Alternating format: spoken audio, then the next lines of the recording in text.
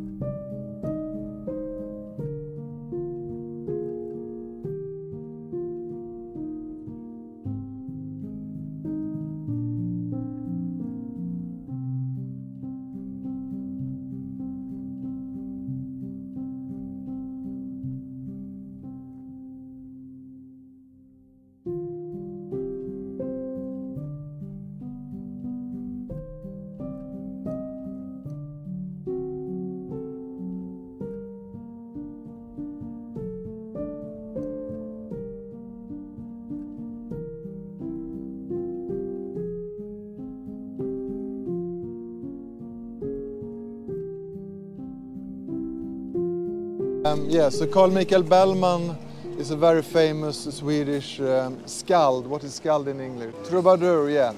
So he wrote one of his most famous songs, or what you should say. The legend has it that he was sitting underneath this tree, this oak. And then they were going to raise a statue of him in the like 100 years ago, and then they were talking about felling the tree to fit the statue. It's quite a funny story. So they were talking about felling actually the reason why the statue was going to be here. Anyway, he was hanging out, drinking here, and he was quite a rowdy character. Women, alcohol and stuff, and he wrote songs, and this tree is still here. But the tree has, you can see on the pictures here, here is like an old picture of the Bellman oak.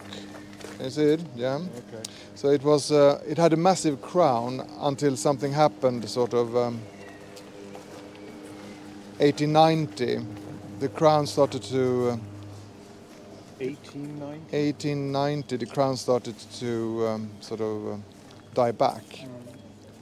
And then they pruned it, so the whole crown was pruned away.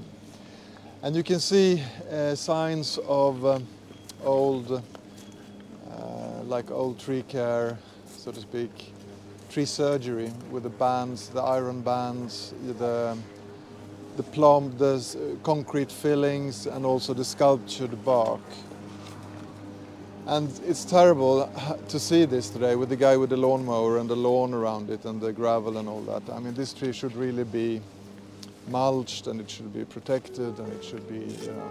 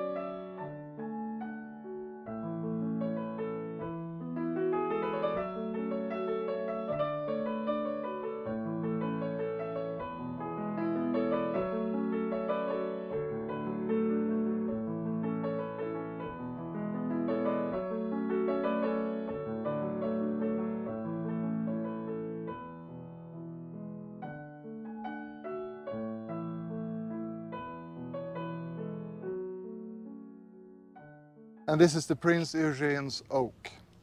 And it's one of the biggest in Stockholm. And the volume is estimated to be 45 cubic meter, which is about half of the Ekebyhov one we saw yesterday. But this is completely hollow. It's amazing, you will see. The whole story with the tree was that in the 80s, the tree was dying.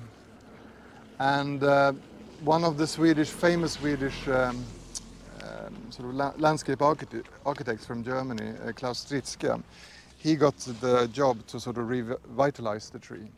And he identified that the drainage under this road was blocked. So this whole thing was waterlogged. Yeah. And the tree was suffering from waterlogging. Yeah. So he just unplugged the, the tube and drained the whole thing.